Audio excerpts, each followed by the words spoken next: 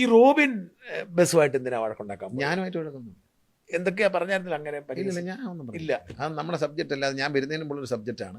ഞാൻ വന്നതിന് ശേഷം അതിനെപ്പറ്റി ചിന്തിച്ചിട്ടില്ല. റോബിൻ ബസ്സിന്റെ റണ്ണിങ് ആ ഇഷ്യൂവോ ഇല്ലീഗലാണെന്ന് കോടതി പറഞ്ഞു. ആ പ്രശ്നം തീർന്നു. കോടതി തീർന്നു. തമിഴ്നാട്ടിൽ കയറാൻ പറ്റില്ല. തമിഴ്നാട്ടിൽ അവർ ഭയങ്കരമായിട്ട് പിടിക്കുകയാണ്. കാരണം ഇല്ലീഗലാണ്. അതായത് ഈ കോൺട്രാക്ട് കാരേജ്, സ്റ്റേജ് കാര്യം രണ്ടാണ്. സ്റ്റേജ് കാര്യം എന്ന് പറയുന്നത് നമ്മുടെ നാട്ടിൽ ടിക്കറ്റ് വെച്ച് ഓടുന്ന സാധാരണ പ്രൈവറ്റ് ബസ്. മറ്റേത് കല്യാണത്തിനും മറ്റും പോകാനുള്ള കോൺട്രാക്ട് കാരേജ്. ഈ കോൺട്രാക്ട് കാരേജിൽ ബോർഡ് വെച്ച് ഓടാൻ ഇന്ത്യയിലെ നിയമം അനുവദിക്കുന്നില്ല. ബാംഗ്ലൂരൊക്കെ വണ്ടി പോകുന്നില്ല, വൈകിട്ട് ഇവിടെ പോകുന്ന ബോർഡിലുള്ള ബസ്സുകളൊക്കെ ഉണ്ട് പ്രൈവറ്റ്. അവർക്ക് ബോർഡ് വെക്കാൻ പാടില്ല. ആ കണക്കനുസരിച്ച് അവർ ഓൺലൈൻ വഴി ബുക്കിംഗ് എടുക്കുകയാണെങ്കിൽ തിരുവനന്തപുരത്ത് നിന്ന് മാത്രമേ എടുക്കണം. തിരുവനന്തപുരത്ത് നിന്ന് ഇടയ്ക്ക് കയറ്റുന്ന ഇറങ്ങുന്നതൊക്കെ ഇല്ലീഗലാണ്. പിന്നെ ഇത്രയും ആളുകൾ ഉപയോഗിച്ചിട്ടുണ്ടെങ്കിൽ സൗകര്യത്തെ ശല്യം ചെയ്യേണ്ടെന്ന് വിചാരിച്ച് ആരും ചെയ്യുന്നില്ല. വേണേ പിടിക്കാവുന്നുള്ളൂ. നിയമപരമായി തെറ്റാണ്.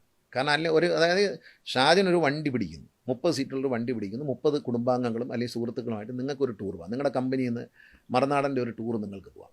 ബാംഗ്ലൂരിലേക്കോ കണ്ണൂർ എവിടെ വേണമെങ്കിലും പോകാം. പക്ഷേ നിങ്ങൾക്ക് വഴിയിൽ നിന്ന് ഒരാളെ കയറ്റാനോ ഇറക്കാനോ പറ്റില്ല. നിങ്ങളുടെ കൂട്ടത്തിലുള്ള ആളെ കയറ്റാം. മനസ്സിലായി. അപ്പം നിങ്ങളുടെ കൂട്ടത്തിലുള്ള ആൾ കിളിമാനൂർ നിൽക്കുകയാണ്, അദ്ദേഹത്തെ അവിടെ നിന്ന് കയറ്റാം. കൊട്ടാരക്കര അവിടെ നിന്ന് കയറ്റാം. അല്ലാതെ കാശ് പിരിച്ച് കോട്ടയം ടു ബാംഗ്ലൂർ അങ്ങനെയൊന്നും ചെയ്യുന്ന ഇല്ലീഗലാണ്. അത് പിടിക്കാം. പിന്നെ പിടിച്ചു കഴിഞ്ഞാൽ എന്നല്ലേ, ജനങ്ങൾക്ക് വേണ്ടിയാണ് ഇതെല്ലാം. അവർ ഉപയോഗിച്ചുകൊണ്ടിരിക്കുന്ന സൗകര്യത്തിൽ ഗണേഷ് കുമാർ കൈവച്ചാൽ എന്നോട് ദേഷ്യം വരുന്നത്. അതുകൊണ്ട് ഞാൻ ചെയ്യാത്തത്.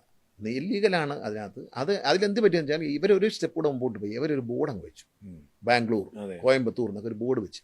അത് വെക്കാനേ പാടില്ല. അതിനകത്ത് ആൻ്റണി രാജുവും പിന്നെ ബിജു പ്രഭാകരനും ഒക്കെ എടുത്ത നിലപാട് നിയമപരമായി യാതൊരു തെറ്റുമുള്ളതല്ല. അത് സോഷ്യൽ മീഡിയയിൽ പബ്ലിഷ് ചെയ്ത് ഇങ്ങനെ ഒരു ബഹളം ഉണ്ടാക്കുന്നു എന്നുള്ളതല്ലാതെ അതൊന്നും ഒരു നിയമലംഘനം. അവർ പറഞ്ഞതൊന്നും തെറ്റല്ല. അത് അവർ അന്ന് പറഞ്ഞുകൊണ്ടിരുന്നത്. ഞാൻ വന്നതിന് ശേഷം പിന്നെ അത് മൈൻഡ് ചെയ്യാൻ പോയില്ല. അത് മൈൻഡ് ചെയ്യുമ്പോഴാണ് പ്രശ്നമല്ലേ. മൈൻഡ് ചെയ്താണല്ലോ കൂടുതൽ സോഷ്യൽ മീഡിയയിൽ കയറുന്നത്. അനങ്ങായിരുന്നാൽ പിന്നെ കയറത്തില്ല.